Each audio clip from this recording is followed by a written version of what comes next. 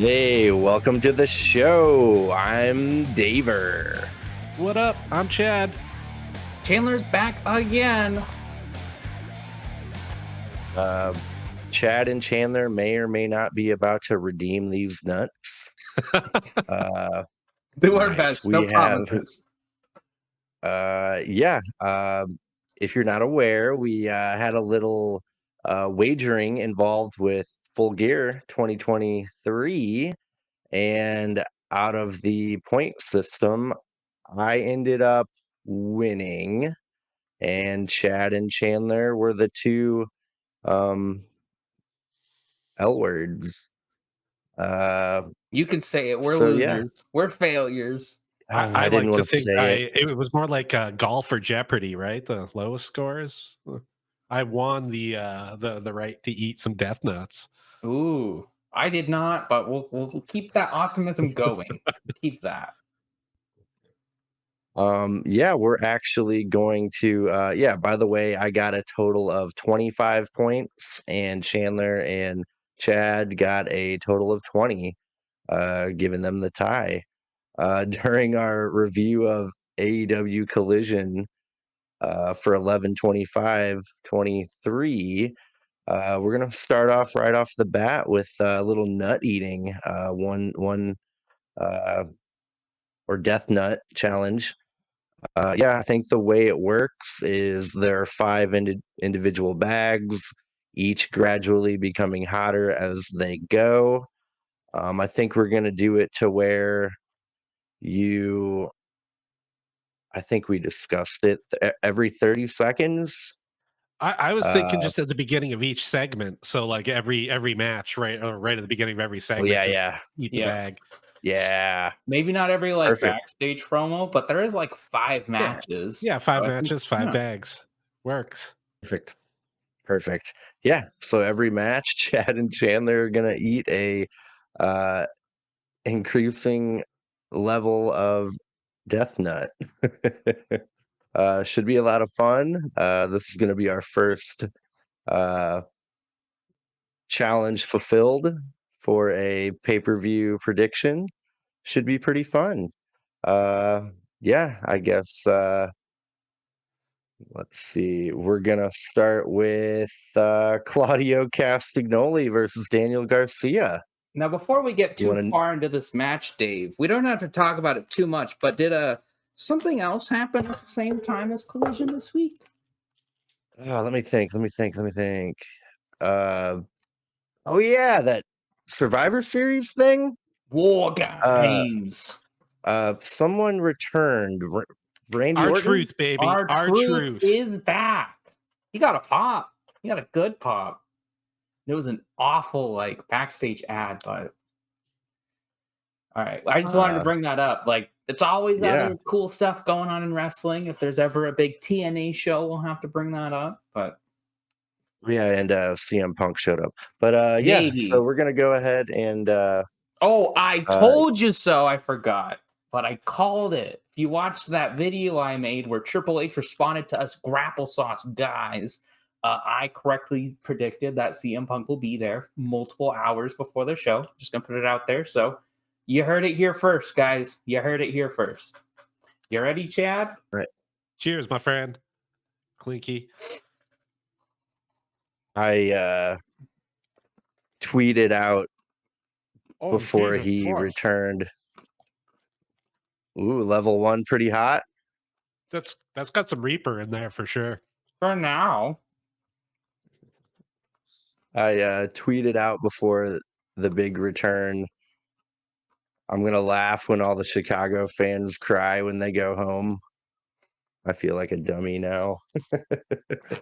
Sorry to chew with my mouth open. They were teasing it on the night.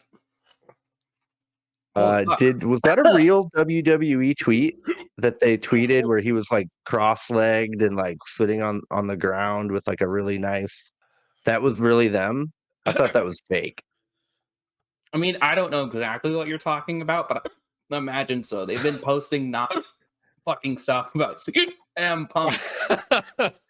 Wow, one is rough. What are the rest of these like? I mean, I'm not like bummed. Like, I'm a little bummed that I didn't get to do it. Like, I'll lose. I will. I'll save Uh, number 5 for you, Dave. Because I'm kind of with Chad. I don't know how the fuck I'm gonna do more. That was I love the mild. bread. I love the bread. That was mild, Chad. Mild.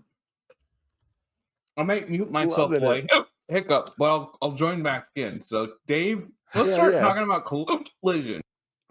Yeah, you take your time. All right, we got Claudio Careful around the Castagnoli eyes. versus yeah, don't touch the eyes. Versus Daniel Garcia. Uh, Claudio looked dominant, as we all thought he would. Lots of European uppercuts. Powerful man. Pretty mismatched match in my mind. Definitely knew the outcome before the match even started. Uh, one little thing I caught, Garcia was on the outside about to knee or kick Claudio while he was sitting in a chair, and it had to have been a family member. Did you catch Garcia kissing a small child on the head right before he fucking grabbed this kid's head and like fucking ran for Claudio in the chair? Could have been the adrenaline Anyway, in his soul. I think, yeah, something yeah. Cody Rhodes. But I thought that was kind of neat. Yeah, Claudio had an answer for everything Garcia threw at him. And Claudio ended up winning with a Ricola bomb. Garcia tried to get Claudio in the sharpshooter, but that got reversed into Claudio applying the sharpshooter to Garcia for the win. Yeah, and we're in the Blue League for the Continental Classic. Last week on Dynamite, we started the Gold League. I guess the big takeaways with that was, let's see, Jay White beating Roosh. We had John Moxley beating Mark Briscoe, and Swerve beating Jay Lethal. I don't think we really had a chance. For, Sorry, I'm talking a sec. oh, just saying for the Continental Classic. But yeah, that was the Gold League. We're into the Blue. What were you about to say? We haven't had a chance to really talk about like the leagues. Who do we think is better? I'm a gold leaguer. Hate to say it. We got Swerve. Since the pay-per-view, I've started really liking Jay White, funny enough. Like I really liked him on Dynamite. I know we're not gonna talk about it, but then you got Moxley, Mark Briscoe had a great match with him. Roosh is gonna be entertaining. So I feel like on the Gold League, there's 5 really cool people. And then the Blue League, it's debatable. A lot more debatable. Yeah. Yeah, the Blue League's pretty even, but like, Brody Eddie, also really good. Yeah, no, it's I think the Blue League's definitely a little more even, where the other one's like, here's all your stars, enjoy. Yeah. Here's all the big names and the guy who's on Ring of Honor a lot. So who's gonna win that? Maybe it'll be Lethal. But this match itself, I did like. I felt like this would have been a fun one for Daniel Garcia to win. And I wasn't disappointed when Claudio won because he's gonna do great, but I just kind of wanted him to win this one. Yeah. Big fan of what Garcia's doing with that dance. Definitely getting over organically with the fans, which is always a plus. Yeah, really liking Garcia. Yeah, after that, we've got a backstage segment. Actually, I am back that up. After that, we've got another match. No, you two are happy to hear that. Oh my god. We've got newly christened Kill Switch versus the Boys. They were not masked. What the hell? The hell, Tony Khan? You're ruining my boys. I have to eat nuts because of you. Oh my For not wearing the mask, Can they eat? Can they be fed without a mask, without a beak? I think I'm too emotional to kind of like cover this because the boys are some of my favorite people right now. Like they're so silly and goofy. And so like don't tell me Tony Khan doesn't care about the boys anymore. Cheers. Oh, Yep, down the hatch. the Tell me about the second one flavor. wasn't as bad. Yeah. Oh, never mind. There it is. I ain't saying shit. Yeah. I get a lot of the Reaper, that nice sweetness. Yeah, you're well acquainted with the California Reaper, Dave. But yeah, I get a lot of the Carolina? Reaper in there. Yeah. Woo! You're delirious. Yeah, this is gonna be a long, weird show. Cool, man. The more entertaining for our people, the better. Wow. Yeah, love it. I am Yeah, sweating. if you're liking seeing two Grapple-Sauce boys eat hot nuts, go ahead and give us a like. Go ahead and subscribe too, because we're gonna do this all the time. I'll agree with Chad. They're not as bad, but they're still bad. Like, Yeah, no. I'm oof. wow. Okay. So we're doing this for Full Gear. What are we gonna do for World's End, Chad? I heard you had a good idea. I had a proposition. It's not spicy, and it's more funny than anything. Woo! You have to chug a can of woo. Okay. Wow, right before we start? Yeah. Man. I don't know if it's any good. I just thought it was hilarious because I keep seeing it promoted on the show. So I did put that down as one of my notes. I'm getting ahead, but with Dynamite and this, I'm a little tired of seeing the Woo logo already. And I was like, I love it. Really? Huh. I like because it's vintage, old, long, flowy hair, Ric Flair, and I like that. My tongue just won't stop burning, guys. Yeah, it doesn't stop. This is getting rough. I think I'll have to stop at 3. I hate to say it. Yeah. Yeah. I'm right there with you. This is way more brutal than I thought it was going to be, and I'm good with spice, but this is awful. Well, it just lingers, yeah, burns, and you can't do anything. And we're talking, and that makes it worse. I'll do most of the talking. What happened in this match? All right, handicap match, which I thought was kind of fun. Again, where's Dalton Castle? He needs to be out there supporting and or feeding the boys. We got Kill Switch winning with yes. Never Don't do feed it. them that. They're too young and innocent. We got Kill Switch winning with a big lariat to a boy. Then he choke slams the boy into a chair. Adam Copeland comes out and hits Kill Switch in the back with a chair, does a crossface with the chair. Actually, the metal bar part of a chair, he did a crossface on Kill Switch. Love it. Extra aggressive. It's like Adam Copeland just snapped. I'm really liking it.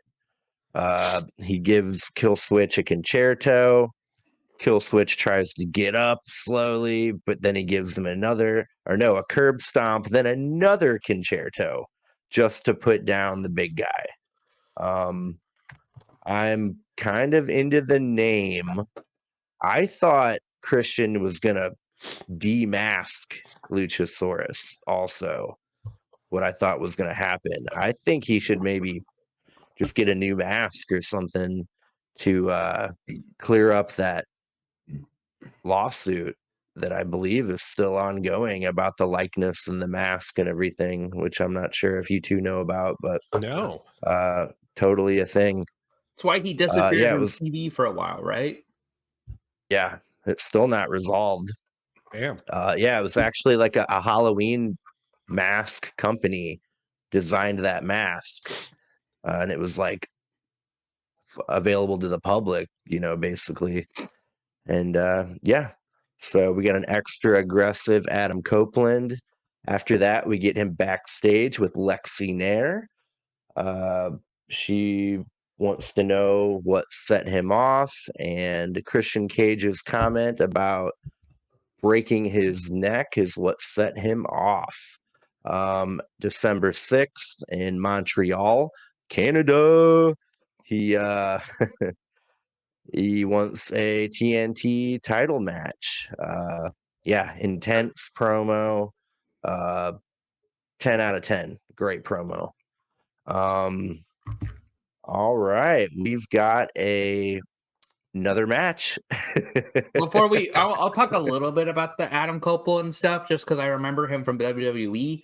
He would sometimes do stuff like that with the crossface with the chair bit, but also I'm going to take a break. I'll eat this at the FTR match. So Yeah, good call. I'm right there with you.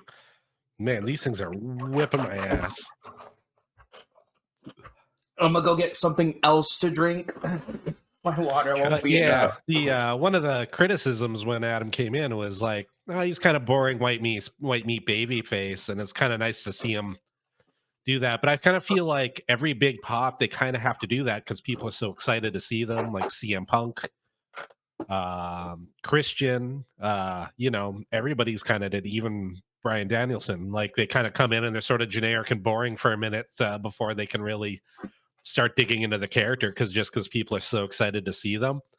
And I'm really happy to see him sort of like really kind of becoming that more intense version of himself. I wrote there, I think he's finally reaching his final form, like just pissed off, intense. He'll do whatever it takes to do what he needs to do. So yeah, definitely good to see, because I did not want to see that from just that boring kind of generic happy to be here guy. He called him Jay. He's going real. He's shooting from the hip. Yeah, when you call another wrestler by their real name, it's real. Like a little while back when Eddie Kingston called Jay Lethal by his real name in a Right. promo, it's real. Yeah. I kind of feel like Adam Copeland might kind of hit that stride like Bryan Danielson. Like you said, Chad, they've hit their final form, and they're finally just free to do what they want to do at the end of their career. So yeah, I'm happy for him. Wasn't Christian like that? Because he came back and he was maybe not generic, but he was just whatever. He was a face with the Lucha Boy and Jungle Boy and Luchasaurus, right?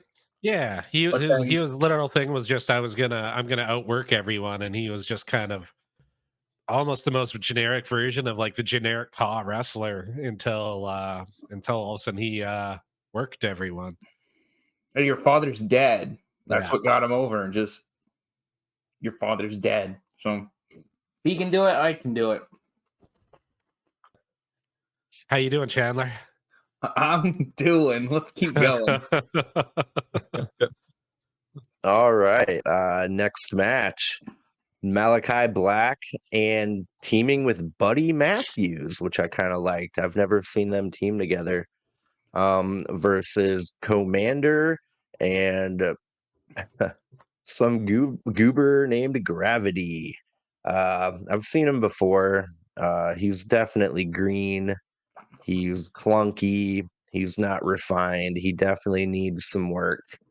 I feel the match went way too long. That should not have even been a challenge for Malachi Black and Buddy Matthews. Commander got to do his little rope walk dive that he does or tries to do every match. And the House of Black end up winning with a curb stomp from Buddy Matthews to Commander. And yeah. Man, I really liked the Buddy Murphy Malachi combo. Their tandem finisher was fucking awesome. What was I'm it? just gonna sit here and you're gonna crawl to me and then you're gonna get curb stomped out of nowhere. That was kind of evil and dope. I liked it a lot. Mm-hmm. For me, I don't know. When I watch AEW, I feel like there's one move specifically that they kind of focus on. And this week it's been the curb stomp because Moxley hit it on Dynamite, which makes sense because he had to step it up a notch to beat Briscoe. Ooh, Edge did it. Adam Copeland, sorry, but he had a big feud with Rollins. And then Buddy Matthews did it because he was his protege for a while. So kind of interesting. That's a fun connection. It was in the time of Raw where no one watched. So if you didn't remember, it's not your fault. Huh, fair. Speaking of which, I got a text from the Daver before. He said he's even considering watching Raw. Yeah. Well, let me refine that. Let me backtrack. I'll watch the CM Punk segment. Yeah, I was just gonna wait for that shit to show up on YouTube. I don't think I can sit through a 3-hour show. Well, it's starting in 30 minutes, so we have to end this shortly if we want to watch it. Yeah, I text that to Chandler, and he reminded me. Or which one of you said it was 3 hours long? One of you two did. Yeah. Yeah, I was like, and yeah, no, I don't think you do. Yeah, I rethought my SmackDown or decision. NXT for me. I remember before AEW was around, like I would like randomly be watching TV and be like, "Oh, it's Monday. Let me just see what wrestling looks like right now." And I couldn't even watch it at that point. So, yeah, I'll watch the CM Punk segment on YouTube. How about that? How about that? Not a bad plan. Then we get like a really weird, maybe production error, maybe a TBS error. We get the beginning of Darius Martin and Action Andretti doing a little promo. It was supposed to be the big return of Dante Martin, but it like got cut off and commercial hit right in the middle of a sentence. Then it came back one commercial later, and then it abruptly cut again. But yeah, they replayed it later. But yeah, Dante Martin, yay, back. Yeah, I actually watched mine on Hulu, and I saw it as it should have aired. So I think it was a TBS thing because when they were like, "Hey, so that was messed up, or we're gonna replay it later," like it wasn't for me, so I got a little confused. Yeah, I watched it on Fight Oh, TV. weird. It was completely fine, but I thought it was weird that they showed it twice essentially. So I wrote it down the first time and I was like, who the fuck is this? And then they showed it again and I was like, who the fuck is this? They're not saying who he is. So it's kind of like a small negative I had for a new fan. Like, I'm not the only new person who, like, I at least have wrestling fan. What if I just turned on the TV and they went, hey, I'm back? And I was like, who is this? Like, so I think they needed to do something like, oh, this is Top Flight. They won this. They did this. They beat this person. For me to go, oh, they beat the Young Bucks at one point? That's cool, but I don't know anything about them. Yeah, really good point, actually. Yeah, no context. But again, they didn't even say his name. He just went, I'm back. Yeah. Yeah. So after that, we get TBS championship match, the first title defense of Julia Hart. She faced Lady Frost, which I love her work. We saw her live in Seattle. Yeah, great match. Julia looked great with the belt coming to the ring and posing with it. I like Lady Frost. She's a former gymnast. She's powerful. She's acrobatic. Yeah, great match. At one point, Julia Hart clotheslined Lady Frost when she was sitting in a chair on the ramp. Julia Hart ended up winning with the Heartless Lock and retaining her TBS championship. How do you like the beginning of the title reign of Julia Hart, Chad? I'm enjoying it. I think the packaging is great. I think it's interesting how she's kind of sort of becoming the face or almost like the leader of the House of Black, because they took her under the wing, and then she's the one that kind of emerged as the sort of the most interesting personality. But it was a great match. The handless cartwheel that Lady Frost did to avoid on the apron to avoid the lariat was pretty insane. The timing on that was unreal. But all in all, I thought it was a good first outing for her as champ. Chandler, what do you think? Yeah, I agree. I had a very tiny nitpick for this match. It wasn't even like the match, it was before it started. I've never heard of Lady Frost before, so to see someone with a 0-1 record come out after the champ was a little like, I don't know why we're doing that, but like again, very small. This match was great. It's great to see Julia Hart. I might be wrong. You guys have been watching her longer than I, but it feels like they're emphasizing her lariats a bit more since she won with it at Full Gear, which I think that's cool. I mean, when a wrestler either adopts a new move or starts using a new move more, and then they really rapidly put it into their moveset, I think that's cool. Yeah. And she hasn't overdone it, and, clean win for her. Nothing wrong with that. Yeah. Oh yeah, the other thing I like too, which they brought back the house rules. I Oh thought that was kind yeah. of cool too. Kind of, it's one of those things that, like, oh yeah, that makes sense that House Rules is for everyone in the House of Black, not just trios matches or tag team matches. So it's cool that they're doing that. Maybe if one of the guys ever got a single title too, they'd do that too. But Yeah. No, yeah, and I'm really liking how the House of Black have kind of become the antagonists of Collision. They just pop up everywhere and ruin everyone's day. I think that's kind of a pretty smart move for them to have that sort of ongoing thread throughout the show. What do you think, Dave? Yeah, yeah, great first title defense. She looks like $1,000,000 coming out with that belt, that presentation, that just cherry on top with that shiny, shiny belt. Uh, yeah, keep it coming. I'd like her to have that belt for a while. Hopefully they can even evolve her even more into you know, pretty big deal.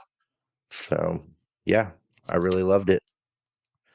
Um, After that, we get a backstage segment with Lexi Nair, with Don Callis and Will Hobbs.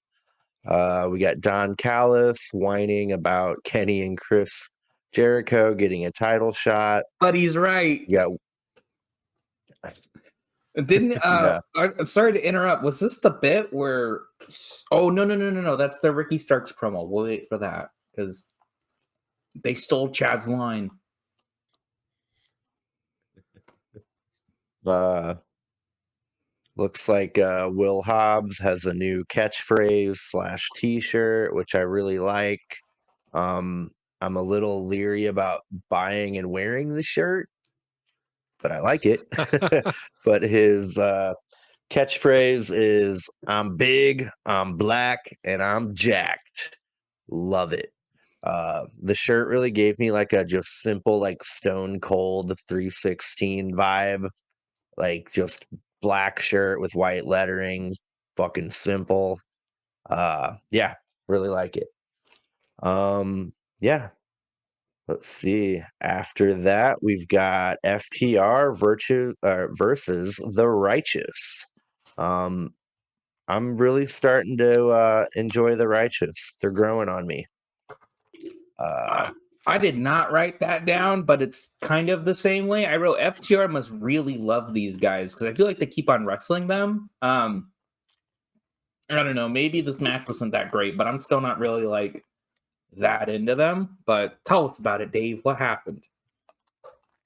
Well, a little cool information. FTR was voted #1 tag team in the world in Pro Wrestling Illustrated.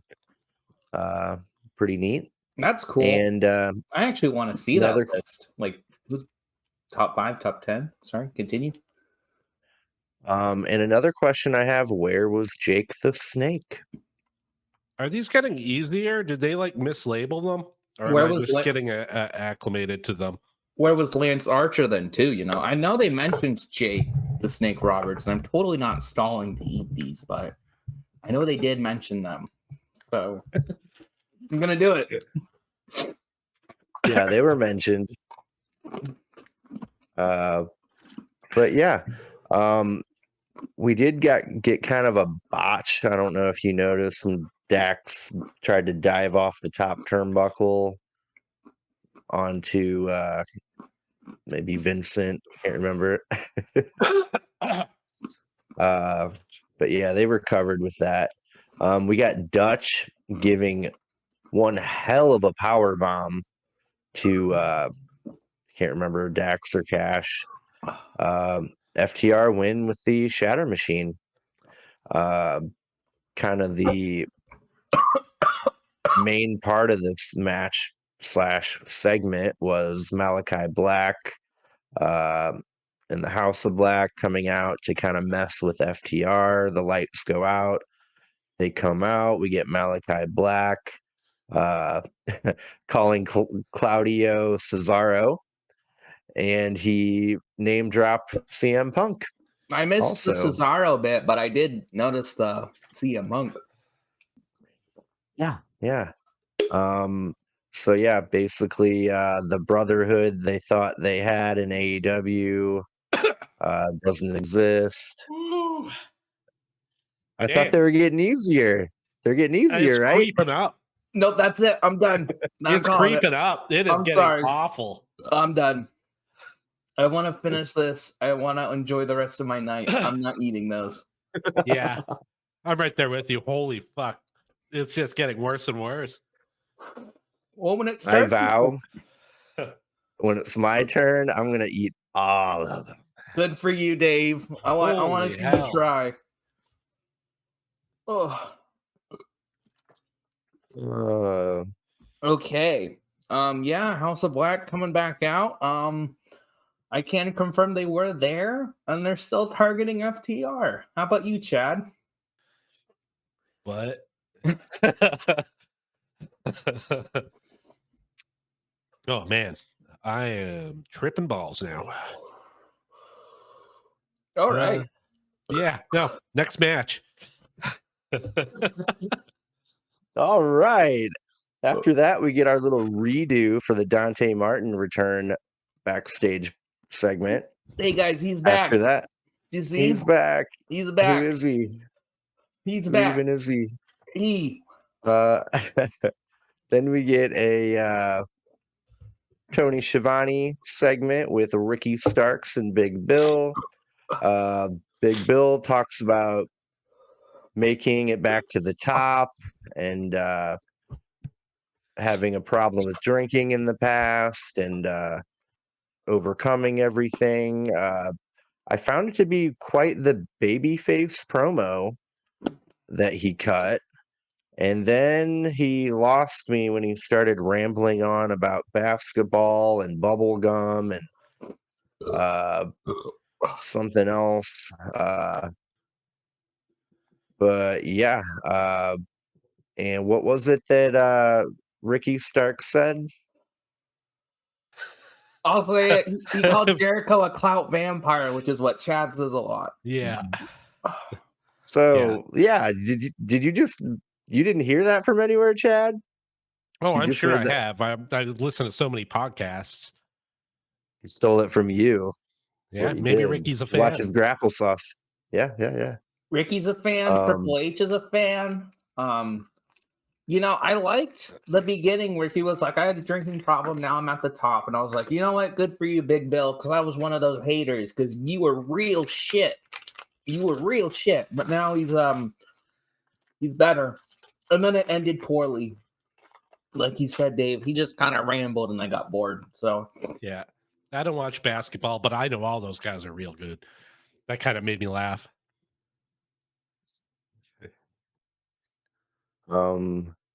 but yeah, definitely Jericho's a clout vampire.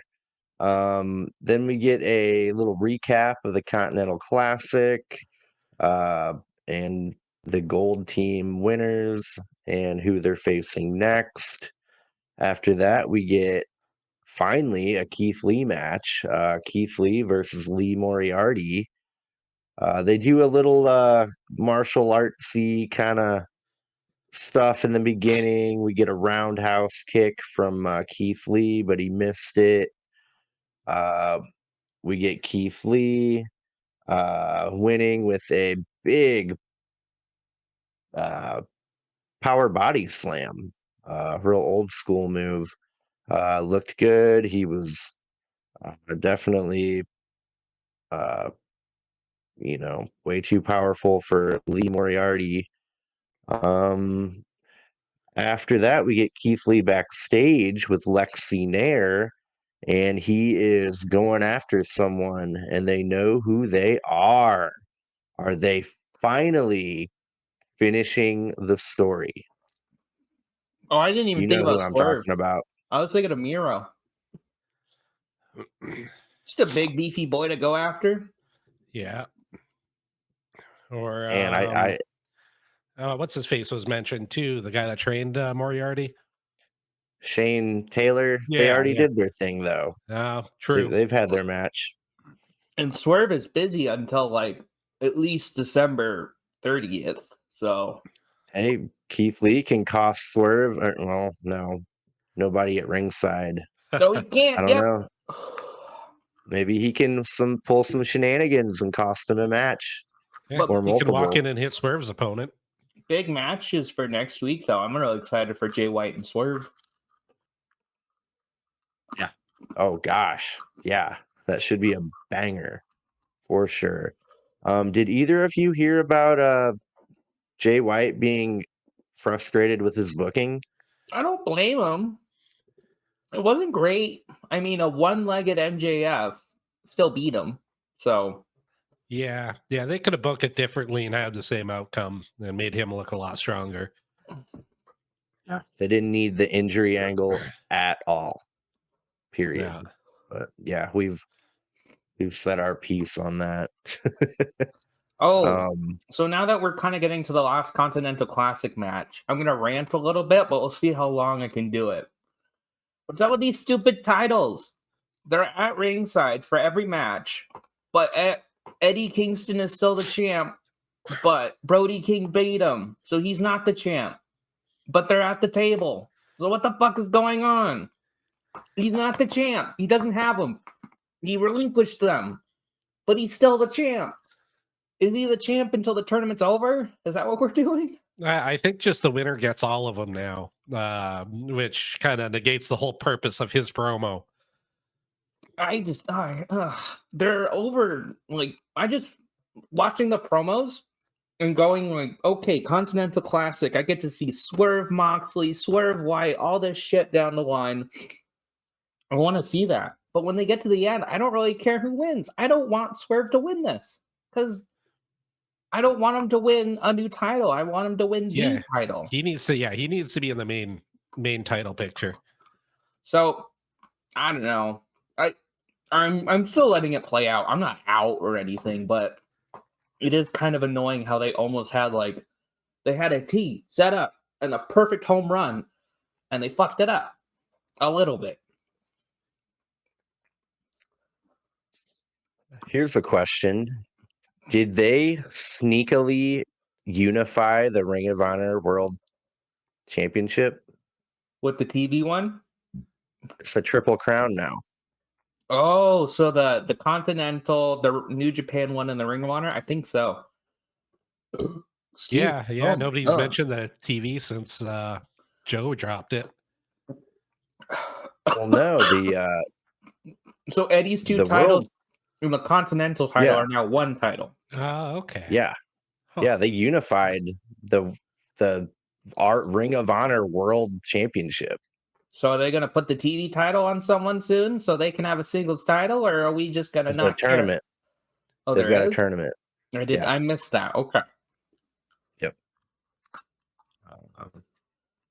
But yeah, so that kind of gets me thinking, like, what does that mean for Ring of Honor? Like, if they don't have a world championship division, you know? Maybe they like the TV title will be the biggest one, or the one that Yuta just won will be the biggest one. But if you're taking one title away from Ring of Honor, that's a good thing. Yeah. Yeah. True. Yeah. I mean, a while back I've said, might be a hot take, but I want them to unify all of them. Yeah, Every no, like Ring of unless they Honor become title. their own separate entity with their own show and their own talent, there's no reason because like it's getting silly. Yeah. People aren't buying the honor whatever package, whatever weekly thing. Like, yeah, Honor Club. Honor Club. Yeah, it's just not doing great. I would watch Ring of Honor every week if it were available, not behind a paywall. Yeah. So, yeah, interesting. Yeah, got me thinking about that. We basically unified a belt. But yeah, we finally made it to our main event for Collision. This is a Blue League match for the Continental Classic. Eddie Kingston versus Brody King. Hard hitting match. Hard hitting match. Both men clearly are gonna beat the shit out of each other. We got a giant crossbody to Eddie Kingston from Brody King on the barricade outside. Brody beats Eddie until he can't stand. The ref literally has to check on him. Kingston takes Brody down with a big lariat. Brody kicks out of a spinning back fist. We get a epic chop exchange, a DDT to Brody King for a 2 count. We get an exploder suplex, a half and half suplex, a backdrop driver. Still couldn't do it. 2 count to Brody King. Yeah,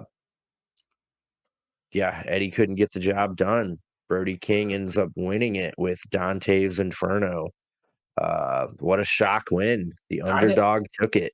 I was well. First of all, that big guy being the underdog is crazy to think of, but you're not wrong. But yeah, I honestly thought this would be the first time. Like keep this stupid fucking like you're not killing this Kingston title story in this first match. Like he already lost. He's not the champ anymore. Don't call him it anymore. He just lost. Brody King's the champ now. But anyways, I thought Brody King looked great. I loved him at Full Gear, and so I'm really glad that of the House of Black members, they chose him to kind of carry that mantle. I think it's a great pick. I don't really have anything else to say about this match, honestly. Like, I'm still not the biggest fan of Eddie Kingston. I hate to say it. I haven't had like a match like everyone who loves Eddie Kingston is like, oh, he's one of the best. And then I watch all these matches, and I'm like, oh, they're like fine, they're good. Yeah, his wrestling is what it is. He's all about character and promo. So unless you watch like a full feud like him and Punk, like I where got it. just then honestly you're probably not gonna really appreciate kind of what he's about until you like see a full good feud with him in it. I'll tell you what you really need to watch, Chandler. I'm writing it You down. need to watch Eddie Kingston's passionate backstage rally after Brody Lee died. Oh yeah. Dude, it was unreal. It's sad, but you'll like think of the man in a completely different like way. I feel like once like he had everyone in that like backstage area, like he just did a passionate speech, in front of everyone, like trying to get everyone together and like, yeah, you got to watch it. It's the good kind of Um, sad, right? The sad that you need in your life. yeah, Like, we Yeah, we've yeah. dealt with a horror like tragic passing. How are we gonna move on? Yeah, exactly. It made you feels and no, it was what you needed right at that time, I thought. yeah. Yeah. Jeez, remember when Brody passed away? You were online. We were working at the same, both at Cornelius Pass. I like walked up to you. I was like, "Is this for real?" I showed you my phone. We were both like, "Yeah, that John was Huber. nuts." Yeah, I genuinely didn't think it was real. I remember being like, no way. And then like WWE acknowledged it. They were like, Luke Harper, John Huber has passed. And I was like, oh fuck. Like whenever the big companies tweet it out, you're like, oh shit. Like, cause I get that a lot. I don't know about you guys, or at least when I was younger, I used to get a lot of like X oh yeah, celebrity is dead. And the only way I would check it out, I wouldn't go to Google, I'd go to Twitter. And if it was trending, they actually died. So yeah. but I mean, back to at least Collision here. Eddie's selling was actually really good. Now that I just said I didn't like him, that was a note I had, and I like remembering the match back. He looked like he was Yeah. dying. I Honestly, loved him when he got that Irish whip, and when he started a sprint, then he just collapsed mid whip. That was awesome. I think that's when the ref went to check him out. Like, shit, this isn't good. Yeah, yeah. Well, just like he ate a couple bags of death nuts. Ooh. Go eat one of the death nuts and then go work a match. No Yeah. thanks. But no, that I love him building up to getting those suplexes off. I thought that was kind of a interesting story. It was great storytelling for the whole match. Like they both had good stories to tell, and I thought, yeah, it was a good main event. It's weird because Collision's kind of for me becoming my favorite show of the week. I feel like it's the most even.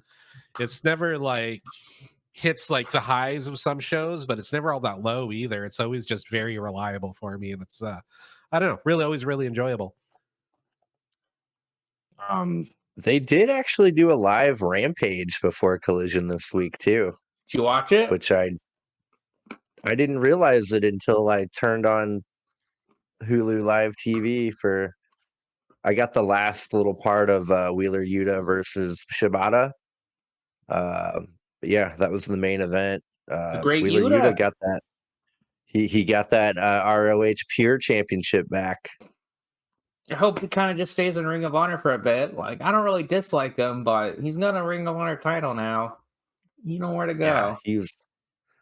he's not, not even like upper mid card yet in AEW. So I'm but yeah, glad. I'm glad Tony Khan resisted the urge to put all 4 BCC members in. But that is interesting. That means we will get Bryan Danielson versus Claudio. That's kind of cool. Hell yeah. Who you got for but that yeah, one? I think Danielson is winning every single one of his matches. Maybe not the final, but I think he's. This is the Bryan Danielson G1. Yeah. I don't. Who does he lose to in that blue bracket? Maybe Garcia again. Maybe. And then who? Yeah, I think you're right. Yeah, he's kind of definitely the most leveled up person in that bracket for sure. Who knows? So Chandler, I guess what was your high point of the episode? Huh. I don't know if I really had one. There wasn't like one thing on the show that like blew. You know what? I'll say the Adam Copeland. I was kind of dealing with a death nut, so I couldn't talk about it that much and like very clearly. But the whole Adam Copeland shit was really entertaining and like it was a really cool and serious Adam Copeland that I felt like I haven't seen ever. Or maybe I mean I wasn't watching, but since like the early Ruthless Aggression, like 03 to 06 or so, that's when you got this edge. So it's good that he's back. Again, I like these promos where they just like send the person away. They're like, I'm gonna just yell into the camera and you believe it. Low point. Boys being squashed. Boys being unmasked. Not squashed, because they shouldn't beat Luchasaurus, but them being unmasked is kind of too far, Tony Khan. Okay, how about you, Chad? Let's see. I actually even remember to write down highs and lows. For me, I actually had kind of two things sort of tying in my brain. I actually really liked the Big Bill Ricky Starks promo. I think I was kind of having a tough time with them nuts too when you were talking about it. Sorry if this episode is a little wonky. I don't think me and Chandler got to do much talking. We were both busy dying. I tried my best. I really Yeah. did. We couldn't Oh even no, finish that this was. shit. I'm pretty good at spicy stuff, and that messed me up. So I had my hats off to you. You did really well. Thanks. Yeah, and actually, the storytelling of the main event, I really enjoyed that main event and how it the story they told. And I actually had a close second too was the Copeland thing. So I don't know. Yeah, it was all in all a very good show. Ah, excuse me. What about you, Dave? All right. High point for me. Every member of the House of Black competed, and every member of the House of Black won. Uh, Julia Hart being my highlight of my favorite moment of the episode. My low point being we're in Pittsburgh and no Britt Baker. Yeah. Because she's the devil. Ooh. No, I've kind of like given up on the devil. I know exactly who it is. It's the You know who it most. isn't? It's Jack Perry.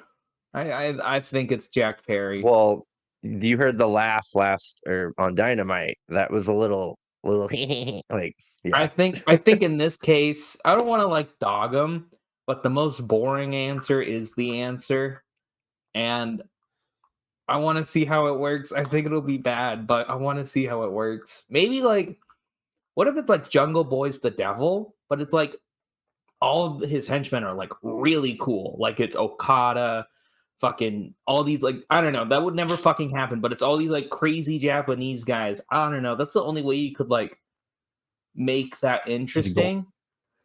And Goldberg. He's under there. He's under there. Did want to bring up one little thing. I'm not going to go over all of it. I'm just going to say my high point of Dynamite that we missed. I'm just going to bring it up. That stupid Tony Storm celebration ceremony. That entire thing, I was laughing. It starts with Renee and RJ at the top, and they're just like, all right. And the women's championship goes to Tony Storm. And the second they say it, it goes all black and white, and she's shocked, and she's all coming up. She's bewildered. Like, God, they're making I didn't it have anything better. prepared, and then she pulls out her notes. They're making it better. She had the funny glasses. I don't know. And then she tripped and she blamed Luther for it. And Luther was like, I don't know, my bad. So I don't even have a low point. That was my high point of Dynamite. I felt bad for her. She got the what chance, which is the worst nightmare. They should replace. Wrestler. I'm not just saying they, like wrestling fans in general need to change that with the yeah chant from LA Knight. Because that, like, you're at least like encouraging the promo. Right? Because, you say, my name is Tony Storm. Yeah. I won the title at Full Gear. Yeah. Whereas this, it's like, my name is Tony Storm. What? And it's like, I don't. Who likes doing the what chant anymore? Who? Cringe. It's so cringe. I'd rather chant CM Punk at Colt Cabana at an AEW show than fucking chant what and fuck someone's promo over. Because a lot of time when they do that, like, actually fucks up the worker, and they kind of like the promo gets worse a little bit because you throw them off. Like, it's disrespectful. Yeah. Yeah, we kind of touched on it in the beginning too. Do you guys want to talk a little bit about the one Phil Brooks returning to the WWE? Yeah. I mean, Chad and I both watched it. Do you want to start it off, Chad, or? Yeah. So I was actually at work taking a break, and I checked Twitter, and I was like, wow, that's a lot of CM. holy shit. Drove when I went home, and I watched the whole Survivor Series when I got home. And first PLE I've watched in quite some time. It was pretty good. There's a few things I noticed during the show itself, which is I've gotten so used to the 3-man booth in AEW, specifically Michael Cole and Corey Graves. To me, feel very much like computer AI in a video game. They're very generic and scripted. I was like really putting me out of it, but the match was good. Or the matches were good, and then that pop was incredible. Yeah. Yeah, Hunter got everybody. He did the classic. He even jumped in the director's chair, put up the copyright logo, show's over, and then no no no no no no no. I popped. I was like, fuck. I'm pretty cynical about all this willy woney shit, but at the end of the day, I was like, they did a real good job. I hope for WWE's sake and Phil's sake that it all works out, because you can see what happens when it doesn't. Chandler, what do you think? So I'll talk about a few things. First of all, your commentator comment, you're not entirely wrong. Michael Cole really needs a good like a co-host. And so where people really started liking Michael Cole was when he was with Pat McAfee. So Yeah, that's I was kind of gonna like say McAfee is goaded. that's the best recent one, but McAfee's off to football. He's probably not going to come back except for like one-off appearances. But now on Raw, he's with Wade Barrett, and it might be a little biased towards myself, but like that's a really fun commentary duo. So I think if you just added Wade Barrett, he would have been able to banter a little bit more with Michael Cole, maybe get Michael Cole to be a little bit more reactionary. And then Corey Graves is Corey Graves. He's there. I don't mind him. But the whole show, I mean, I liked it. I'd give it like a 3 out of 5 or so. Like nothing crazy. It was weird watching like the War Games matches where they kept on bringing in like kendo sticks and shit. And I was just like the whole time, both matches, I was thinking about Swerve and Hangman. Right? And like I was just thinking about like staples and the chairs and shit. And they're like doing kendo stick shots, and like someone had a chain and like hit them in the stomach. And I was like, I can't compare and I can't complain because I am championing this AEW's not competition, it's alternative. So can't really compare, but I couldn't help it. But it was still fun.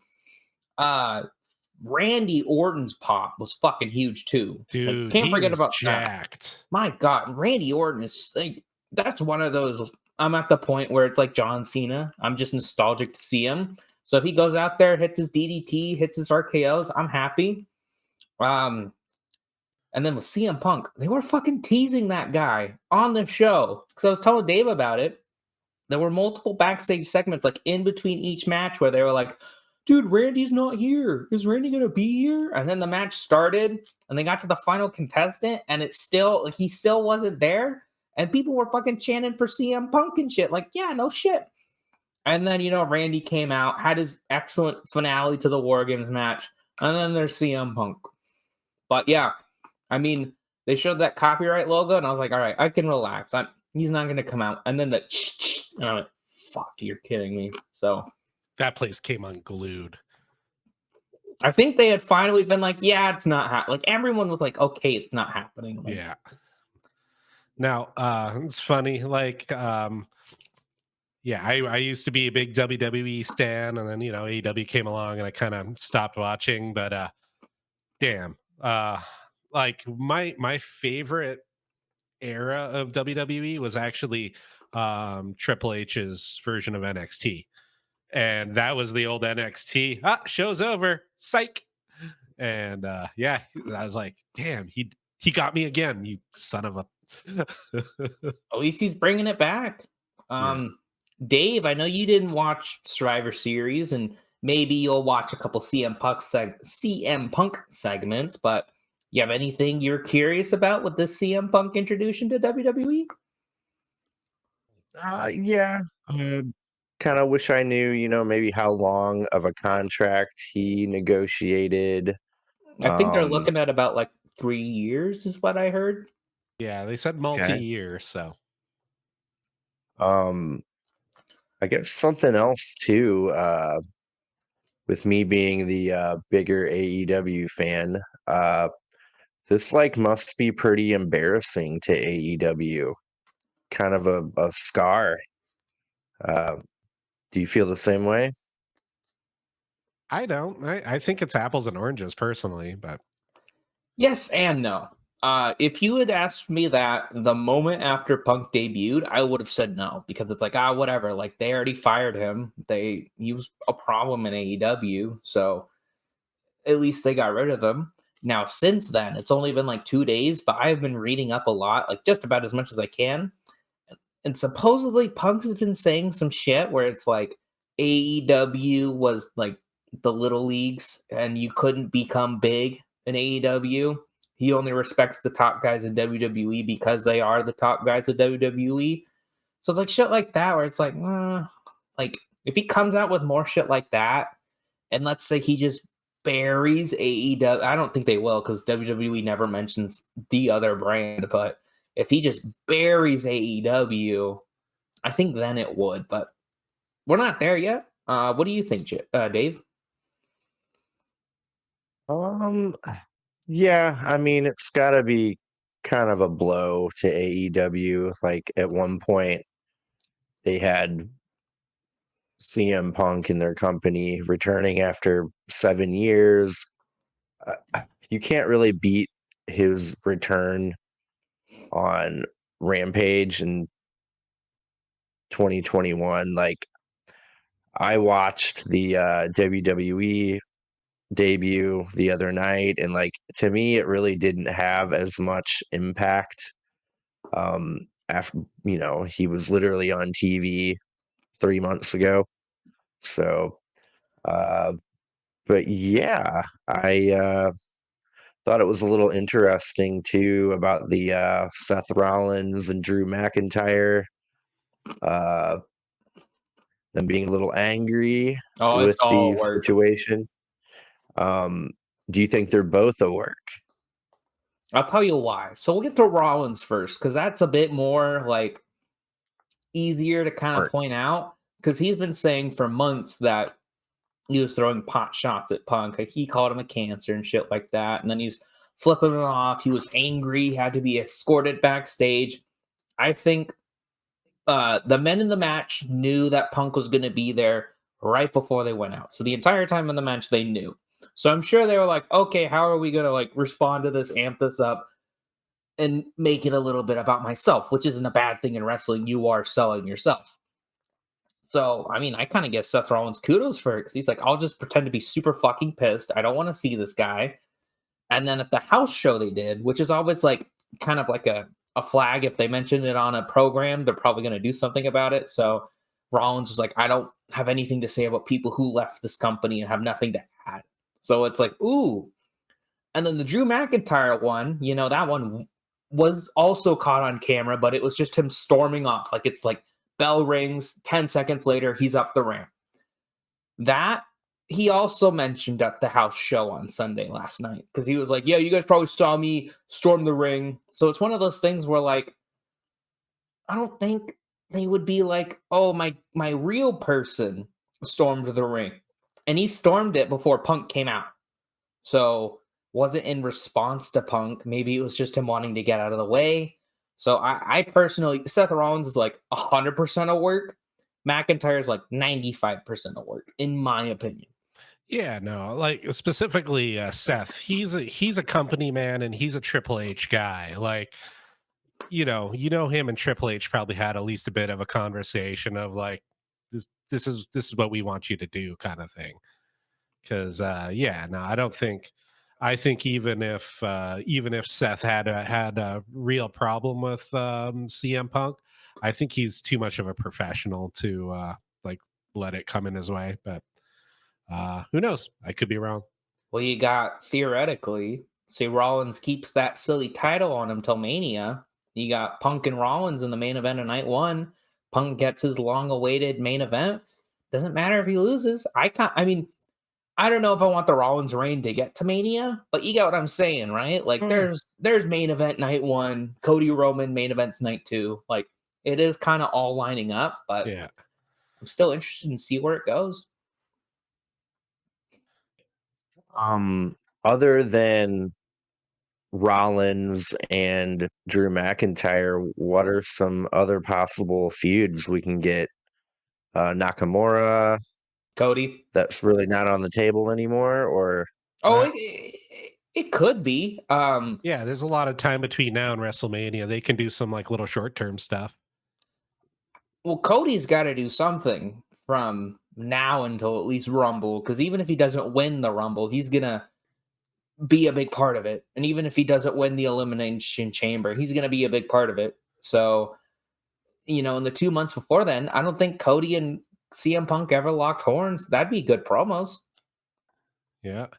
Speaking of promos, the one I want to see the most is CM Punk and LA Knight. Yeah. Yeah, I think he'll be a Raw guy, but still, that would cook. Yeah. As the kiddies say. Even like Roman Reigns. I mean, Roman Reigns is a completely you had Roman Reigns in the shit 2010s. Then you have Roman Reigns when CM Punk was around, where he was super cool and badass, and then he had his shit run. Then COVID, and now he's back and he's fantastic. So I want to see that Roman Reigns against. I mean, CM Punk is always CM Punk, but CM Punk. Yeah, no, Jesus. Yeah, Roman can actually talk on the mic now, which apparently I can't. Jesus. That'd actually be interesting to see. We also have Paul Heyman. Yep. all right, I got another one for you, gentlemen. All right. Undoubtedly on Raw, here comes CM Punk. Music hits, wherever they're at, crowd goes crazy. He goes to the ring, sits down in the middle with the mic. How does he not sound like a hypocrite? Saying, all the things he said about WWE, specifically, they're always going to be like this. They're never going to change. They're not healthy. It's not a good place. How does he not sound like a hypocrite tonight? To me, I'm gonna bring up the only other comparison. So sorry to keep talking about Cody, but I did follow Cody's career for a while. I know at least in AEW, he was a rambunctious boy. He smashed the throne with a sledgehammer and shit like that. So he was pretty anti WWE, and then he left AEW.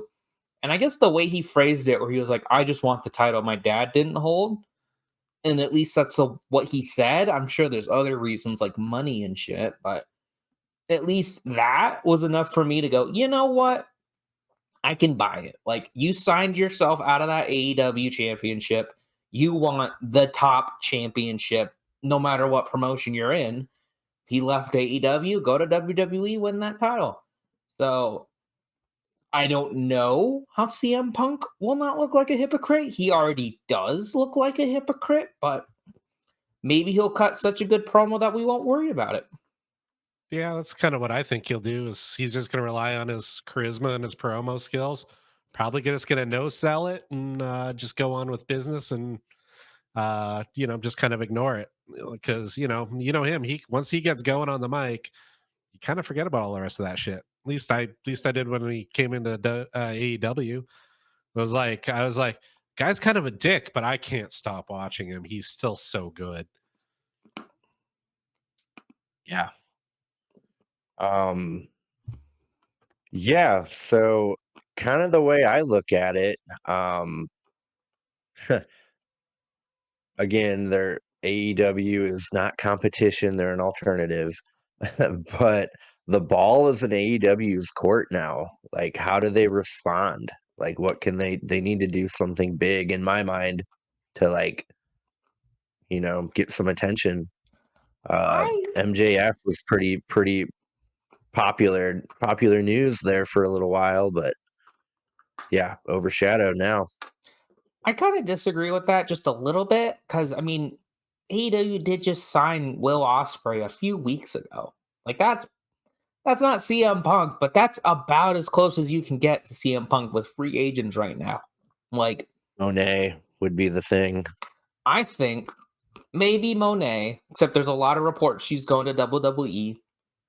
I think you just maybe double down on your talent. Say, hey, MJF has signed. Like, you announced that, full stop. MJF, there was no bidding war of 2024. He's AEW bound because everyone believes it.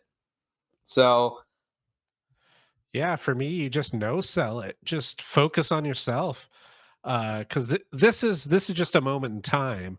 It's a short term pop, and then what? Like you need to project with the bigger picture in mind, which is focus on yourself, put up consistently good shows, have good storytelling, and because shit, that's kind of what WWE's been doing, and that increases your overall big picture. Like one pop, like a year, 2 years, 10 years from now, the CM Punk pop will, it is what it is, but it doesn't translate into a good product years from now, which is really what they need to do is focus on yourself, make the best show you can, and like long term that sets you up for success. Yeah. Yeah, AEW needs to kind of go into like the mode that WWF had to go in when WCW was red hot, and they had to adapt, and they had to, go into an attitude era, kind of situation. I think AEW should kind of go down that track and kind of learn from that Yeah, I think path. some of the stuff brewing with the Young Bucks actually might help with that too. They killed Being the Elite, which now Being the Dark Order, just came out. And apparently they're going to come back as probably some sort of cool heel faction. So maybe that might be the start of something like that too. I think for me, if I were Tony Khan and CM Punk just was signed and I have a few days till Dynamite, I would rally all my boys in the Continental Classic and just say, hey, go out there and have pay-per-view matches. I'm not saying they haven't been, but like go out there and fucking kill it. Because if we get people, I think that would be some of your best immediate kind of marketing is, hey, AEW is doing this big round robin tournament. You, to us, we're kind of annoyed, but like to a layman, you say they've combined 3 different promotions belt for one. The layman won't care. We do. They don't. That's a cool thing. And you just say we're having pay-per-view quality matches on weekly free TV, and it's these guys are killing themselves, and this is not killing themselves, but this is what AEW is fantastic wrestling. You supplement it with a good MJF promo, some good other shit like Christian and Adam Copeland. Like, I hate to say just make your product good because it's not like it isn't good, but keep what you're doing and then turn up the notch for this Continental Classic. I think that's what I would say. Oh yeah, that's definitely part of it too. That's one of the things I noticed, having not watched a full WWE match for a while, was when I was watching the Survivor Series. I was just like, wow, this is a little more slower and plodding than AEW goes. But like their emphasis is storytelling and characters. Like if I had been watching the build to Survivor Series, I probably would have enjoyed it a lot more. But maybe, I don't know. The So. build's been going since like, I'm not joking, like, I don't know, June Yeah, or okay. earlier. Like, people are like, it was Judgment Day versus all the good guys. Everybody just wanted that feud to end. Like, Yeah. they knew since like the summer that it was going to end at War Games, and September and October was, how the fuck are we going to get through this? And they just rebooked the same match over and Yeah. over. It's kind of why I say you don't need to watch Raw, Dave, because that's at least what they were It's a doing was clip just, show. yeah, they were just rebooking the same matches over and over and over and over for at least the main event. And the whole point of this War Games was, fuck it, they're done. Finally. God. Um, yeah. Gotcha. Well, yeah. Yeah, that was the big news of the weekend going into the beginning of the week. CM Punk back in WWE. Yeah, we'll see where it goes. Um, I think he's going to punch, let's see, Rey Mysterio. No, he loves Rey Mysterio. They had a good feud. Maybe Logan Paul. To be fair, Logan Paul has a punchable face. Oh Any my one god, of us I can just punch thought him if we CM Punk could. versus Logan Paul. We're gonna get that. Yeah, fuck yeah. It's gonna be such a good like promos and matches and shit. Oh my god. I can't wait. Yeah. The future has many great things in store. Hey, on the plus But side yeah. though, now we get to benefit in having some CM Punk thumbnails and get in on some of that clickbait. Mhm. He's Yeah. finally back. Yeah, We can yeah. throw him back in the thumbnails. Where is he for this one? Oh no, we're definitely getting a short out of this, and I think he's going to be in the thumbnail for that. You should put like I know Dave said it should be one of our best faces, but I think it should be both of our best faces and then like an angry CM Punk in the middle for a thumbnail. Yeah. But yeah, everyone out there, don't forget to give us a like, comment down below what you think CM Punk is going to give us. How long will he last? What will his feuds be? And how will AEW respond? Yeah, don't forget to subscribe too. Uh, we're having a lot of fun doing this. Three guys from Pacific Northwest talking about wrestling, eating hot food. What more can you love? No more hot food. I don't love that. So are you into the woo idea then? I'll chug one per fucking segment if it means I don't gotta do more spicy food. Like fuck. Yeah, those death nuts were for real, dude. I still have two left. I know you do too, but like Yeah. these are the hot ones. This is pain sets in, and this is the death nut. We have not had the death nut. Ugh. Yeah, I've got a The whole only pint of ice cream downstairs. I'm probably gonna do that and then go shit fire for a few hours. yeah. Yeah. Uh, cool. Yeah, we got, let's see, Dynamite coming up on Wednesday. Yeah, anything We'll announced? probably, Yeah, the first or the next three surely. Continental Classics. So it's Roosh and Briscoe, Mm. Moxley and Lethal, and Jay White and Swerve. But I don't know much else.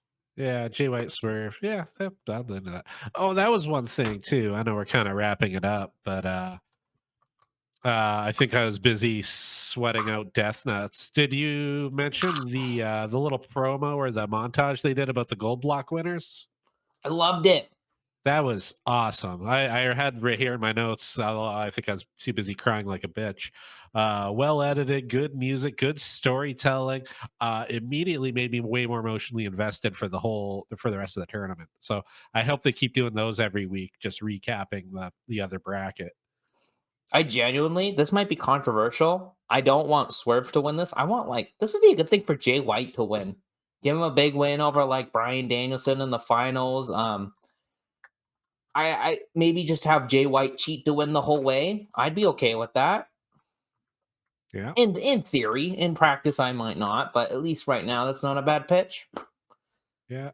Yeah, him or Garcia, like any one of the underdogs that really needs the rub, I think would be the way to go. Build new stars. Brody King got a first big win. Maybe Yeah. him. Yeah, I do like how every match, mattered in the tournament. So, added those extra stakes to everything. So, yeah, well, we will be coming at you with a Dynamite review probably Friday, maybe Friday morning. But yeah, I think that's about it. Do you guys have anything else to add? All right. Nope. Eat death nuts. Don't eat death nuts. Yeah. Use your duality of man for the night. Cool. Hopefully you all enjoyed the show, and yeah, tune into Grapple-Sauce. Have a good one. Thank you. Peace. Bye-bye.